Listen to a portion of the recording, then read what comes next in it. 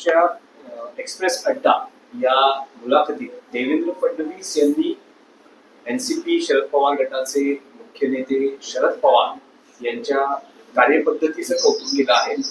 यशापयशाचा विचार न करता शरद पवार हे सतत काम करत असतात असा उल्लेख किंवा असा गौरव शरद पवार यांचा. ठीक आहे ना, माननीय मुख्यमंत्र्यांनी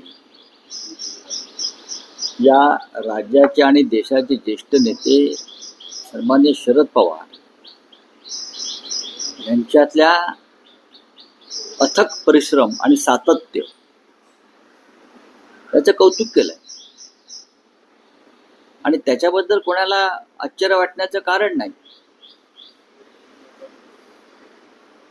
तुम्ही राजकीय टीका किती केली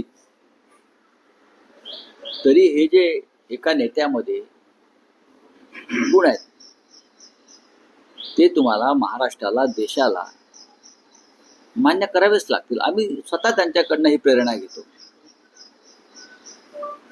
नुसतं कौतुक करून चालणार नाही. परिश्रम, सातत्य आणि संयम या गुणाची कास देवेंद्र फडणवीस व त्यांच्या सहकार्याने सुद्धा घेतली पाहिजे. पराभवात किंवा निवडणुकीचं यश अपयश हे अनेक नेत्यांना थांबवत नाही. मग ते बाळासाहेब ठाकरे होते, त्यांनी अनेक निवडणुका लढले, हारले, जिंकले, काम करत राहिले. आणि आता माननीय शरद पवार साहेब सगळ्यांचे आदर्श आहेत. इतक्या वर्षांनी का होईना देवेंद्र फडणवीस यांना माननीय पवार साहेबांचे हे गुण दिसले, त्याबद्दल त्यांचे आभारच मानले पाहिजे. पण राऊतसाहेब, तुम्हाला यात काही विरोधाभास? कसल्या विरोधाभास? भाजपचे सर्वोच्च नेते निवडणुकीच्या प्रचारात शरद पवारांचा उल्लेख भटकती आत्मा असा करतात, भ्रष्टाचाराचे शिरोमणी असा करतात आणि एका बाजूला राज्यातले कौतुक करतात. ज्या अर्थी देवेंद्र फडणवीसांनी पवार साहेबांचं इतकं कौतुक केलं त्या अर्थी त्यांनी दिल्लीची परवानगी घेतलीच असेल. दिल्लीची परवानगी घेतलीच असेल, नक्कीच घेतली असेल. आम्हाला पवार साहेबांविषयी आदर व्यक्त करायला कोणाची परवानगी लागत नाही, महाराष्ट्रातल्या आमच्यासारख्या नेत्यांना, उद्धव साहेबांना. पण भारतीय जनता पक्षाचे सर्व निर्णय धोरणात्मक असतात. आता असं आहे की देवेंद्र फडणवीस यांनी परवा छगन भुजबळांचे कौतुक केलं, जे त्यांना तुरुंगात टाकायला निघाले होते. त्यांनी टाकलंच होतं ना. तर त्यांच्या कौतुकाला फार महत्त्व देऊ नका हे पण मी सांगेन.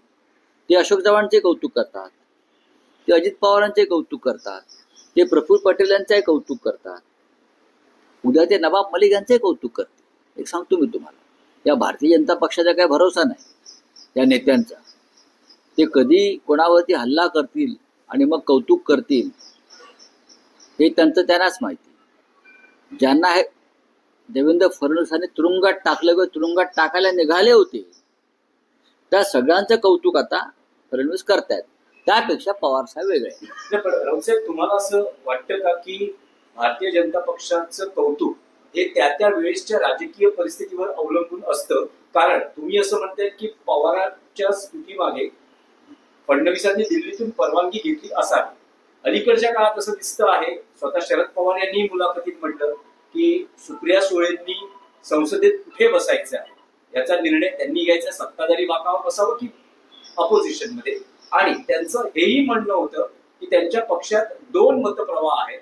अजित पवार यांच्या बरोबर जाण्यास असाही एक गट आहे की जो प्रभावी आहे, जो म्हणतो की आपण त्यांच्या बरोबर जावं. अशा वेळेस आणखी एक अशी माहिती येते की राष्ट्रवादी काँग्रेस शरद पवार गटात एक मोठा गट आणि या गटाचं नेतृत्व करणारे मोठे नेते हे भाजप बरोबर जाण्यास व्याकुळ आहेत. पण शरद पवारांनी अजून काही स्टँड घेतलेलं नाहीये. त्यांचं असं म्हणणं आहे त्यांनी नव्या पिढीवर निर्णय सोपवले. नाही, बघा, हा त्यांचा पक्षाचा अंतर्गत विषय. पण मला जे काही ज्ञान आहे त्यानुसार माननीय शरद पवार साहेब हे भारतीय जनता पक्षाच्या बरोबर जाणार नाही.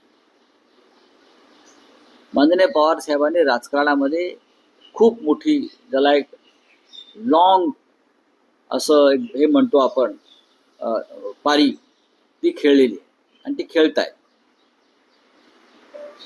आता ते कोचिंगच्या भूमिकेमध्ये आहेत, प्रत्यक्ष मैदानावर नसले. त्याच्यामुळे मी त्यांना ओळखतो, त्यांची विचारधारा आणि भूमिका मला माहिती आहे. त्यांचं वय आता साधारण 85 वर्ष आहे. पण अशा नेत्यांना वयाची बंधनं नसतात काम करतात. तर शरद पवार साहेबांची विचारधारा, त्यांच्या भूमिका आतापर्यंतच्या ज्या पाहिल्यावर ते भारतीय जनता पक्षाबरोबर किंवा अशा विचारांच्या लोकांबरोबर ते कधीच जाणार नाही, हा मला विश्वास आहे. आता त्यांची नवीन पिढी जी आहे, आता आमच्याकडल्या काही पिढ्या गेल्या, आम्हीच घडवलेल्या, त्याला तुम्ही काय करणार? मान्य बाळासाहेब ठाकरेंनी घडवलेल्या किंवा उद्धव ठाकरे साहेबांनी ज्यांना उभं केलं, त्या अनेक लोक पळून गेले. ते आता कोणाच्या हातात नाही. छगन भुजबळ असतील, नारायण राणे असतील, राज ठाकरे असतील, एकनाथ शिंदे असतील, यांच्यासह गणेश नाईक असतील, हे मूळचे कुठले लोक आहेत? हे मूळचे शिवसेनेचे लोक आहेत. काही नगरसेवक असतील, आमदार असतील, खासदार असतील. तेव्हा आता सध्याच्या राजकारणामध्ये कोणी कोणाच्या हातात राहत नाही. राजकारण स्वार्थी आणि मतलबी झालेलं आहे.